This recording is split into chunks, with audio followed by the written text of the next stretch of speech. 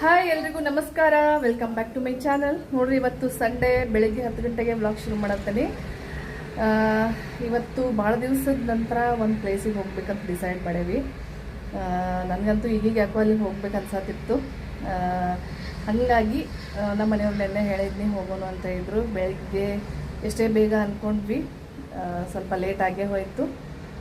10 ಗಂಟೆ ಆಯ್ತು ನೋಡ್ರಿ. ಆಲ್ರೆಡಿ ಬೇಗ ಹೋಗಿ ಬೇಗ ಬರ್ಬೇಕಂದ್ರೂ ಸ್ವಲ್ಪ ಬೆಳಗಿಂದು ಕೆಲಸ ಅದು ಇದು ಅಂದ್ಕೊಂಡು ಲೇಟಾಗೇ ಹೋಯಿತು. ಹೋಗೋಕ್ಕಿಂತ ಮುಂಚೆ ಪೂಜೆ ಒಂದು ಮಾಡಬೇಕು. ಪೂಜೆ ಮುಗಿಸ್ಕೊಂಡು ಹೋಗ್ತಾ ಹೋಗ್ತಾ ಹೇಳ್ತೇನೆ ಎಲ್ಲಿ ಹೊಂಟೇನಿ ಏನಂತೇಳಿ. ಹಂಗೆ ನಾವಿವತ್ತು ಹೋಗಬೇಕು ಅಂತ ಅಂದ್ಕೊಂಡಿರೋದು ದೇವಸ್ಥಾನಕ್ಕೆ, ಗುಡಿಗೆ. ಇಲ್ಲೇ ನಮ್ಮ ಮೈಸೂರು ಬಾಜು ನಮ್ಮ ಮನೆಯಿಂದ ಒಂದು 20 ನಿಮಿಷದ ದಾರಿ ನೋಡ್ರಿ ಅಷ್ಟೇ. ಆಲ್ಮೋಸ್ಟ್ ನಮ್ಮ ಚಿಂಟು ಹುಟ್ಟಿದ ಮೇಲಂತೂ ಹೋಗೇ ಇಲ್ಲ. ಮುಂಚೆನೇ ಹೋಗಿದ್ದು, ಅದಾದಮೇಲೆ ಹೋಗಿರಲಿಲ್ಲ. ಹಂಗಾಗಿ ಅಲ್ಲಿ ಹೋಗೋನು ರೀ, ಆ ದೇವಸ್ಥಾನಕ್ಕೆ ಹೋಗೋನು ಅಂತ ನಮ್ಮ ಮನೆಯವ್ರಿಗೆ ಹೇಳ್ಕೊತಾನೆ ಇದ್ನಿ. ಹಂಗಾಗಿ ಅವ್ರು ಬೆಳಗ್ಗೆ ಹೋಗೋನು ಅಂದ್ಬಿಟ್ರು.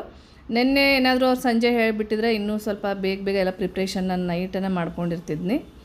ಹೇಳಿದ್ದನ ಬೆಳಿಗ್ಗೆ ಎದ್ದ ತಕ್ಷಣ ಹೇಳಿದರು. ಇಲ್ಲಾಂದ್ರೆ ನಾನು ಇನ್ನೂ ಒಂಚೂರು ಬೇಗನೂ ಎದ್ದಿರ್ತಿದ್ನಿ. ಮತ್ತು ಯಾವುದೇ ದೇವಸ್ಥಾನಕ್ಕೆ ನಾವು ಹೋಗಬೇಕು ಅಂದ್ರೆ ಮನೆಯೊಳಗಿನ ನಮ್ಮ ಮನೆ ದೇವರಿಗೆ ಎಲ್ಲ ದೇವ್ರಿಗೆ ಪೂಜೆ ಮಾಡಿ ಹೋದ್ರೇ ಅದ್ರ ಫಲ ಸಿಗ್ತೈತೆ ಅಂತಾರೋ. ಹಾಗಾಗಿ ಎಲ್ಲ ಗೂಡಿಸಿ ಒರೆಸಿ ತಲೆ ಸ್ನಾನ ಮಾಡಿ ಪೂಜೆ ಮಾಡಾಕತ್ತಿದ್ನಿ. ಮತ್ತು ನಮ್ಮ ಮನೆಯವರು ಜಳಕ ಮಾಡತ್ತಿದ್ರೀಗ. ಮೇನ್ ಏನಂದ್ರೆ ನಂದು ಸೀರೆ ಉಟ್ಕೊಂಡು ರೆಡಿ ಆದ್ರೆ 99% ಕೆಲಸ ರೆಡಿ ಆದಂಗನ. ಒಮ್ಮೆ ಏನಾಗ್ತೈತಿ, ಎಲ್ಲರೂ ರೆಡಿ ಆಗಿಬಿಟ್ಟಿರ್ತಾರೋ, ಸೀರೆ ಉಟ್ಕೊಳ್ಳೋದ್ರಾಗ ಬ್ಯುಸಿ ಆಗಿಬಿಡ್ತೇನೆ. ಭಾಳ ಟೈಮ್ ಹಿಡಿತೈತಿ, ಭಾಳ ಟೆನ್ಷನ್ ಅನ್ನಿಸ್ತಿರ್ತೈತೆ ಆ ಟೈಮ್ದಾಗ. ಎಲ್ಲರೂ ರೆಡಿ ಆಗಿ ನಿಂತ ಮೇಲೆ ನಾ ಇನ್ನೂ ರೆಡಿ ಆಗ್ತಿರ್ತೇನಲ್ಲ, ಆವಾಗ ಬೇಗನೆ ಇವತ್ತು ರೆಡಿ ಆಗೀನಿ. ಹಂಗೆ ಸ್ನೇಹಿತರೆ, ಈಗ ನೋಡ್ರಿ ಶ್ರೀರಂಗಪಟ್ಟಣಕ್ಕೆ ಹೊಂಟೇವಿ. ನಾನು, ಶ್ರೇಯಸ್, ನಮ್ಮ ಮನೆಯವರು, ಚಿಂಟು ಎಲ್ಲರೂ. ಭಾಳ ದಿವಸ ಆಗಿತ್ತು ಶ್ರೀರಂಗಪಟ್ಟಣಕ್ಕೆ ಹೋಗ್ಬೇಕಂತ ಅಂದ್ಕೊಳತ್ತಿದ್ವಿ, ಆಗಿರಲಿಲ್ಲ. ಫೈನಲ್ ಆಗಿ ಇವತ್ತು ಅದು ಟೈಮ್ ಕೂಡಿ ಬಂದೈತಿ. ನನಗೆ ಭಾಳ ಆಸೆ ಆಗತ್ತಿತ್ತು. ಹೆಚ್ಚು ಕಮ್ಮಿ ಭಾಳ ಅಂದ್ರೆ ಭಾಳ ವರ್ಷ ಆಯ್ತು. ನಾನು ಈಗೀಗಂತೂ ನೆನಪೇ ಇಲ್ಲ. ಹೇಳಿದ್ನಿ ನೆನ್ನೆ ಹೋಗೋಣ ಅಂತ. ಹಂಗಾಗಿ ಇವತ್ತು ಪ್ಲ್ಯಾನ್ ಮಾಡ್ಕೊಂಡು ಬೆಳಿಗ್ಗೆ ಸಡನ್ನಾಗಿ ಪ್ಲ್ಯಾನ್ ಮಾಡಿಕೊಂಡು ಇವತ್ತು ಹೊಂಟೇವಿ.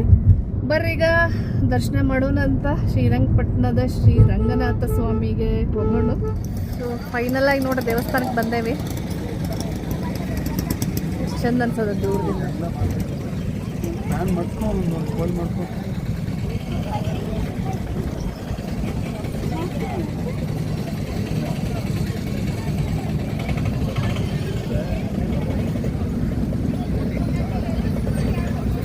ನೋಡಿ, ಭಾಳ ವರ್ಷದ ನಂತರ ಈ ದೇವಸ್ಥಾನಕ್ಕೆ ಬರುವಂಗಾಯಿತು. ಮೋಸ್ಟ್ಲಿ ಚಿಂಟು ಹುಟ್ಟಿದ ಮೇಲೆ ಬಂದೇ ಇಲ್ಲ ಅನ್ಕೋತೇನೆ. ಏನೋ ಒಂಥರ ಆಸೆ ಆಯ್ತು ಇವತ್ತು ಹೋಗ್ಬೇಕಂತ. ಹಂಗೆ ಫ್ರೆಂಡ್ಸ್ ಸ್ವಲ್ಪ ರಶ್ ಐತಿ. ಕ್ಯೂ ಹಚ್ಚಿದಾರೆ ನೋಡ್ರಿ. ಎಂಟ್ರೆನ್ಸ್ ಎಲ್ಲ ಹಿಡಿದು ಕ್ಯೂ ಐತಿ. ನಾವು ನಿಜವಾಗಿ ಎಷ್ಟೊತ್ತಿಗೆ ಆಗ್ತದೆ ಗೊತ್ತಿಲ್ಲ ದರ್ಶನ.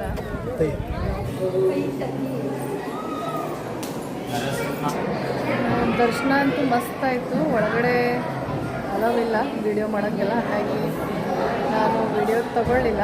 ನಮ್ಮ ಮನೆಯವರು ಪ್ರಸಾದ ತೊಗೊಳತ್ತಾರಲ್ಲಿ ಲಡ್ಡು. ಅಂದರೆ ದರ್ಶನ ಅಂತೂ ಭಾಳ ಚಲೋ ಆಯಿತು. ಈಗ ಸಿಕ್ಕಾಪಟ್ಟೆ ಕ್ಯೂನೂ ಐತಿ. ಆಮೇಲೆ ನಾವು ಇನ್ನೇನಾದರೂ ಬಂದಿದ್ರೆ ಒಂದು ಅರ್ಧ ತಾಸು ಅಲ್ಲೇ ನಿಲ್ಲಕ ಹೇಳ್ತಿದ್ರು. ಈಗ ಕ್ಲೋಸ್ ಮಾಡಿದರು. ಅರ್ಧ ತಾಸು ಆದಮೇಲೆ ಆಮೇಲೆ ದರ್ಶನ ಅಂತ. ನಿಜವಾಗ್ಲೂ ಖುಷಿ ಆಯ್ತು ರಂಗನಾಥ ಸ್ವಾಮಿ ನೋಡಿ. ಹೆಂಗೆ ಅನಿಸ್ತಿಂಟು ದರ್ಶನ ಮಾಡಿ? ಚಿಂಟುಗೆ ಭಾಳ ಖುಷಿ ಆಗಿಬಿಟ್ಟು ದೇವ್ರಿಗೆ ನೋಡಿ. ಹಿಂಗೆ ರಂಗನಾಥ ಸ್ವಾಮಿ ಹಿಂಗೆ ಮಲ್ಕೊಂಡಿರೋ ಪೊಸಿಷನ್ ಒಳಗೆ ಅದಾರಲ್ಲ, ಹಾಗಾಗಿ ಅದನ್ನ ನೋಡೋದೇ ಒಂದು ಚಂದ ಅಂತ ಹೇಳ್ಬೋದು. ಭಾಳ ಚಂದ ಅನ್ನಿಸ್ತು. ಇಲ್ಲೂ ಒಂದು ದೇವ್ರು ಐತೆ ನೋಡ್ರಿ.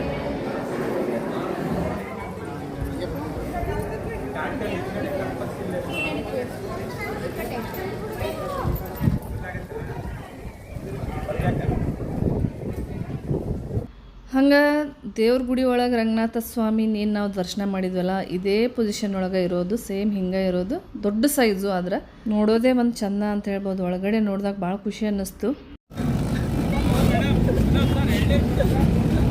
ನೋಡ್ರಿ. ಹಾರ್ಸ್ ರೈಡಿಂಗು ಒಂದು ರೌಂಡ್ ಹಾಕ್ಸ್ಕೊಂಬಂದ್ರೆ ಒಂದು 100 ರೂಪಾಯಿನೋ ಇರ್ತೈತೆ ಅದು.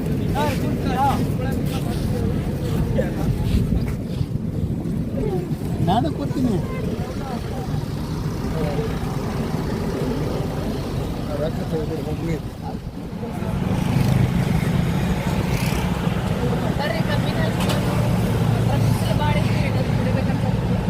ಕಬ್ಬಿನಾಗ ಕುಡಿಯತ್ತೇವೆ. ಹಂಗೆ ಮನೆಗೆ ಬಂದಮೇಲೆ ಎಲ್ಲಿಗೆ ಹೊರಗಡೆ ಹೋಗಿ ಬಂದಮೇಲೆ ಅಡುಗೆ ಮಾಡೋದು ಅಂದ್ರೆ ಬೇಜಾರಾಗೇ ಆಗ್ತೈತಿ. ಮತ್ತು ಹೊರಗಡೆ ಬೇಡ ಅನ್ನಿಸ್ತು. ನಾವು ಹೆಚ್ಚಾಗಿ ಹೊರಗಡೆ ಅಷ್ಟೊಂದು ಊಟ ಮಾಡೋಕ್ಕೆ ಇಷ್ಟಪಡೋದಿಲ್ಲ, ಅಷ್ಟು ಹೆಲ್ದಿಯಾಗಿ ಇರೋದಿಲ್ಲ ಅಂಥೇಳಿ ಮನೆಗೆ ಬಂದಮೇಲೆ ಏನೇ ಆಗಲಿ ಉಪ್ಪಿಟ್ಟಾದರೂ ಮಾಡಿರ್ತೇನೆ. ಮತ್ತು ಯಾವಾಗಲಾದರೂ ಬೋರ್ ಅನ್ನಿಸ್ತಾ ಹೋಗಿರ್ತೇವೆ. ರೆಗ್ಯುಲರಾಗಿ ಅಂತೇನು ಹೆಚ್ಚಾಗಿ ಹೊರಗಡೆ ಹೋದಾಗೆಲ್ಲ ಊಟ ಮಾಡ್ಕೊಂಡು ಬರೋಕ್ಕೆ ಇಷ್ಟ ಅನಿಸೋದಿಲ್ಲ ನನಗೂ ಕೂಡ. ಈಗ ನೋಡ್ರಿ, ಈಗ ನಾನು ಬೆಳಗ್ಗೆ ಮೆಂತ್ಯ ಸೊಪ್ಪನ್ನು ಬಿಡಿಸಿಟ್ಟು ಹೋಗಿದ್ನಿ, ಕಿಚಡಿ ಮಾಡತ್ತೇನೆ. ಮೆಂತ್ಯ ಕಿಚಡಿ ಆಗೈತೆ ಆಲ್ರೆಡಿ. ಇದನ್ನೇ ಈಗ ಮಧ್ಯಾಹ್ನದ ಊಟ ನೋಡ್ರಿ, ಸಿಂಪಲ್ಲಾಗಿ. ಹಾಗೆ ಫ್ರೆಂಡ್ಸ್ ನೋಡ್ರಿ, ಈಗ ಟೈಮು 3 ಗಂಟೆ. ನಮ್ಮ ಚಿಂಟು ಸ್ವಿಮ್ಮಿಂಗ್ ಪೂಲ್ ಹೋಗ್ತಾರಂತ ಹೋಗಿದ್ದಾನು. ನಮ್ಮದಿರೋದು 7th ಫ್ಲೋರು, ಸ್ವಿಮ್ಮಿಂಗ್ ಪೂಲ್ ಇರೋದು 9ನೇ ಫ್ಲೋರು. ಸೊ ಬರೀಗ ಅಲ್ಲಿಗೆ ಹೋಗೋಣ.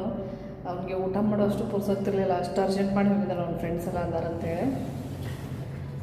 ನಾನು ಬರ್ತೇನೆ ಅಂದರೆ ಅಷ್ಟು ಅವನಿಗೆ ಅರ್ಜೆಂಟ್ ಇತ್ತು, ಬಿಟ್ಟು ಓಡೇ ಬಿಟ್ಟಾನು. ಮತ್ತು ಅವ್ನು ಸ್ವಿಮ್ಮಿಂಗೆಲ್ಲ ಹೋಗ್ತಾನಲ್ಲ, ಒಬ್ಬನ್ನೇ ಅಂತೂ ನಾವು ಕಳಿಸೋದಿಲ್ಲ, ಜೊತೆಯಲ್ಲಿ ಯಾರಾದರೂ ಇದ್ದೇ ಇರ್ತೇವೆ. ನನ್ನ ಫ್ರೆಂಡ್ ಒಬ್ರು ಅದಾರ ಆಲ್ರೆಡಿ, ಸುಮ್ಮನೆ ನಾನು ಒಂಚೂರು ಹೋಗಿ ನೋಡ್ತಿರ್ಬೇಕಷ್ಟ.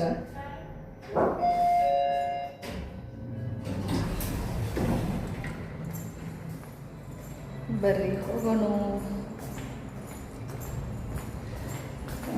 ಜಿಮ್ಮು ಇಲ್ಲೇ ಇರೋದು 9th ಫ್ಲೋರು.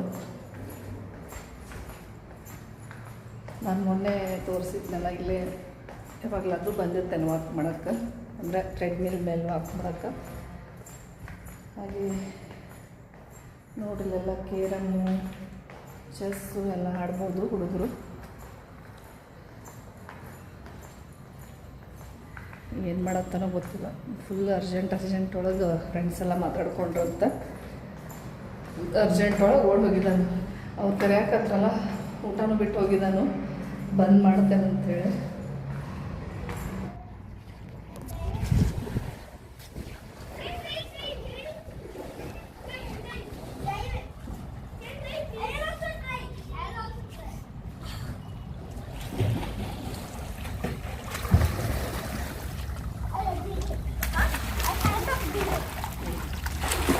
ಹಾಯ್,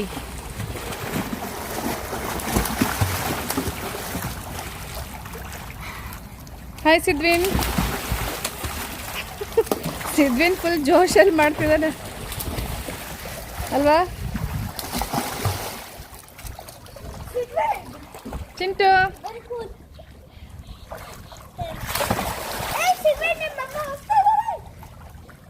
ಇದಾರೆ, ಎಲ್ಲೂ ಹೋಗಿಲ್ಲ, ಅವರು ಇಲ್ಲೇ ಇದ್ದಾರೆ.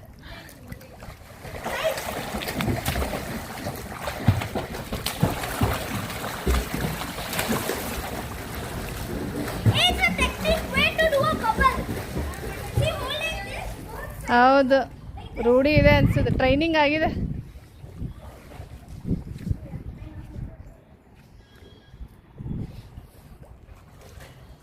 ಇದೊಂದು ಹಾಯ್ ಚಿಂಟು. ನೋಡಿರಿ, ನಮ್ಮ ಚಿಂಟುಂದೆಲ್ಲ ಸ್ವಿಮ್ಮಿಂಗ್ ಆಯಿತು, ಅವ್ನ ಫ್ರೆಂಡ್ಸ್ ಎಲ್ಲ ಹೋದರು. ಈಗ ಮನೆ ಕಡೆ ಹೋಗಬೇಕು. 4 ಗಂಟೆ ನೋಡಿರಿ, 3 ಗಂಟೆಗೆ ಬಂದಿದ್ವಿ, ಶಾರ್ಪ್ 4 ಗಂಟೆ. ಹೆಂಗಾಯ್ತು, ಹೆಂಗೆ ಅನಿಸ್ತು ಚಿಂಟು ಸ್ವಿಮ್ಮಿಂಗ್ ಮಾಡಿ? ಸೂಪರಾ?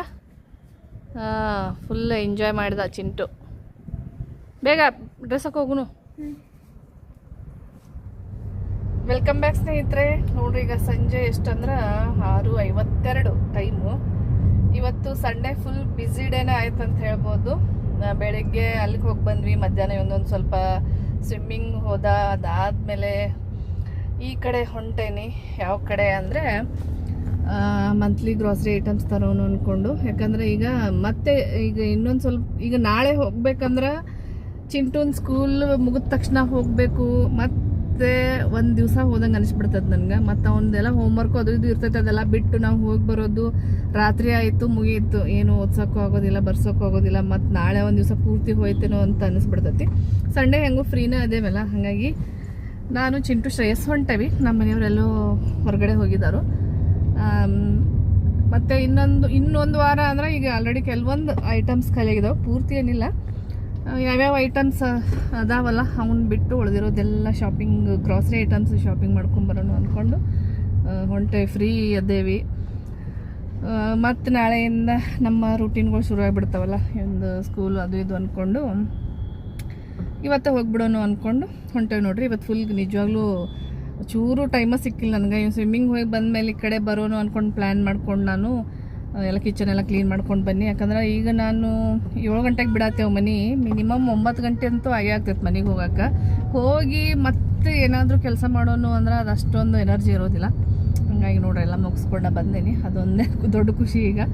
ಅದಾದಮೇಲೆ ಇವತ್ತು ನಾಳೆ ಚಿಂಟು ಫ್ರೆಂಡ್ಶಿಪ್ ಬ್ಯಾಂಡ್ ಒಯ್ತಾನೆ ಅನ್ನತ್ತಿದ್ದ. ನನಗೆ ಈಗ ಗೊತ್ತಾಯ್ತು ನೋಡಿರಿ, ಫ್ರೆಂಡ್ಶಿಪ್ ಡೇ. ಬೆಳಗ್ಗೆ ಎಲ್ರಿಗೂ ನಾನು ವಿಶ್ ಮಾಡೇನಿ, ಆದರೆ ನಿಮಗೆಲ್ಲ ವಿಶ್ ಮಾಡೋದೇ ಬರ್ತೇನೆ. ನಿಮಗೆಲ್ರಿಗೂ ಹ್ಯಾಪಿ ಫ್ರೆಂಡ್ಶಿಪ್ ಡೇ. ನೀವು ನನ್ನನ್ನು ನೋಡ್ತೀರಿ, ಆದರೆ ನಾನು ನಿಮ್ಮನ್ನು ನೋಡೋದಿಲ್ಲ.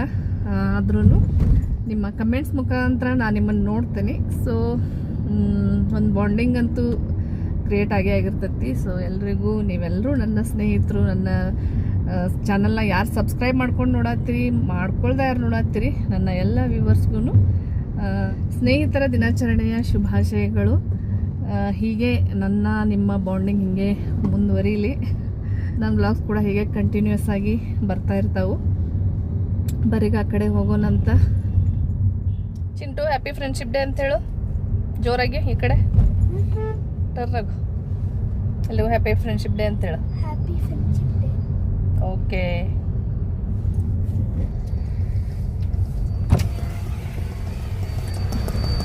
ಹಾಗೆ ನೋಡ್ರಿ, ನಿನ್ನೆ ಚಾಮುಂಡೇಶ್ವರಿ ಪೂಜೆ ಮಾಡಿದಾರೆ ಎಲ್ಲ ಅಂಗಡಿ ಒಳಗೂ. ಶುಕ್ರವಾರ, ಆಷಾಢ ಶುಕ್ರವಾರ ಮೊನ್ನೆ ಎಲ್ಲ ಕಡೆನೂ ಈ ಥರ ಲೈಟಿಂಗ್ಸ್ ಹಾಕಿದಾರು. ಸೇಮ್ ಈ ದಸರಾ ಒಳಗೆ ಹಾಕ್ತಾರಲ್ಲ ಹಂಗೆ ಅನ್ಸಾಕತ್ತೈತಿ. ಇಲ್ಲಿ ಆಷಾಢ ಶುಕ್ರವಾರ ಜೋರು ಪೂಜೆ ಮಾಡ್ತಾರೋ ಚಾಮುಂಡೇಶ್ವರಿದ್ದು. ಸೊ ನೋಡ್ರಿ ಎಷ್ಟು ಚಂದ ಡೆಕೋರೇಷನ್ ಮಾಡ್ಯಾರು. ಸೇಮ್ ನಾವು ದಸರಾದಾಗೆಲ್ಲ ನೋಡ್ತೇವಲ್ಲ ಅದೇ ಥರ ಫೀಲಿಂಗ್ ಅನ್ಸಾಕತ್ತೈತಿ.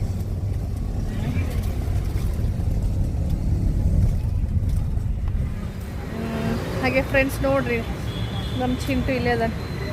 ಚಿಂಟು ಆಮೇಲೆ ಇಷ್ಟು ಲೇಟಾಗಿ ಬಂದಿದ್ದು ನಾವು ಇದೆ ಫಸ್ಟ್ ಟೈಮು. ಇಷ್ಟು ಲೇಟ್ ಯಾವಾಗೂ ಬರೋದಿಲ್ಲ ನಾವು. ಇಲ್ಲಿ ಬರೋದಿತ್ತಂದ್ರೆ ಒಂದು 5 ಗಂಟೆ 6 ಗಂಟೆ ಆದಷ್ಟು ಬೇಗ ಬರ್ತೇವೆ. ಯಾಕಂದ್ರೆ ಆರಾಮಾಗಿ ಟೈಮ್ ಸ್ಪೆಂಡ್ ಮಾಡೋನು, ಓಡಾಡೋನು. ಏನು ಆರಾಮ್ ಮನೆಗೆ ಹೋಗಿ ಏನು ಕೆಲಸ ಐತಿ ಎಲ್ಲ ಆರಾಮಾಗಿ ಒಂಥರ ಖುಷಿಯಾಗಿ ಎಂಜಾಯ್ ಮಾಡ್ಕೊತ ಇಲ್ಲಿ ನಾವು ಐಟಮ್ಸ್ ತೊಗೊಳೋದು. ಗ್ರಾಸರಿ ಐಟಮ್ಸ್ ಎಲ್ಲ ತೊಗೊಂಡಾದ್ಮೇಲೆ ನೆಕ್ಸ್ಟು ಸ್ವಲ್ಪ ಟೈಮ್ ಸ್ಪೆಂಡ್ ಮಾಡಿ ಹೋಗಿರ್ತೇವೆ. ಇವತ್ತು ಸ್ವಲ್ಪ ಅರ್ಜೆಂಟ್ಲೇನೆ ಹೋಗಬೇಕು, ಬರೋದ ಲೇಟ್ ಆಗೈತಿ. ಹಂಗೆ ನೋಡ್ರಿ, ಮನೆಯೊಳಗೆ ಎಷ್ಟೇ ಐಟಮ್ಸ್ ಅದಾವಂದ್ರೂ ಒಂದು ರೌಂಡ್ ಇಲ್ಲೆಲ್ಲ ನೋಡಿದಾಗನ ಮನಸ್ಸಿಗೆ ಸಮಾಧಾನ ಅನಿಸ್ತತಿ. ಬೇಕಾಗಿರೋದಿಲ್ಲ, ಆದರೂ ಏನು ಹೊಸ ಐಟಮ್ಸ್ ಬಂದತ್ತೆ ಅಂತ ನೋಡ್ತಾನೇ ಇರಬೇಕು. ಎಲ್ಲ ಲೇಡೀಸ್ಗೂ ಹೆಚ್ಚಾಗಿ ಇಂಟ್ರೆಸ್ಟ್ ಇದ್ದೇ ಇರ್ತೈತಿ, ಯಾರಿಗೂ ಇಲ್ಲ ಅನ್ನೋಕ್ಕೆ ಸಾಧ್ಯನೇ ಇಲ್ಲ. ಮತ್ತು ನಾವೀಗ ಹೊಸ ಮನೆ ಕಟ್ಟೋವರೆಗೂ ಅಂತೂ ನಾನು ಎಕ್ಸ್ಟ್ರಾ ಏನೂ ತೊಗೊಳ್ಳೇಬಾರ್ದಂತ ನಿರ್ಧಾರ ಮಾಡೀನಿ. ಇರೋ ಐಟಮ್ಸ್ನ ನಾವು ಎಲ್ಲ ತೆಗೆದಿಟ್ಟಿದ್ದೇವೆ. ಮತ್ತು ಈಗ ಎಕ್ಸ್ಟ್ರಾ ತೊಗೊಂಡು ಏನು ಮಾಡೋದು, ಹೊಸ ಮನೆಗೆ ಹೋದ್ಮೇಲೆ ಅಲ್ಲಿಗೆ ಪರ್ಫೆಕ್ಟಾಗಿ ಮ್ಯಾಚ್ ಆಗುವಂಥವೆಲ್ಲ ಐಟಮ್ಸ್ ತೊಗೊಳ್ಳೋಣ ಅಂದ್ಕೊಂಡು ಬರೀ ನೋಡೋದು ಹೋಗೋದು ಅಷ್ಟೇ. ಏನು ಪರ್ಚೇಸಿಂಗ್ ಅಂತೂ ಇಲ್ಲ. ಇನ್ನೂ ನನಗೇನಾದರೂ ಬೇಕಪ್ಪ ಅಂದ್ರೆ ತೊಗೊಂಡಿರ್ತೇನೆ, ಹುಡುಗರಿಗೆ ಏನಾದರೂ ಬೇಕಾದ್ರೆ ಕೊಡಿಸ್ತೇನೆ. ಕಿಚನ್ಗೆ ಮನೆಗೆ ಐಟಮ್ಸ್ ಬೇಕು ಅಂತ ನಾನೇನೂ ತೊಗೊಳೋದಿಲ್ಲ. ಚೆನ್ನಾಗಿತ್ತು ನೋಡಿ, ತೊಗೊಳ್ಳೋಣ ಒಂದು.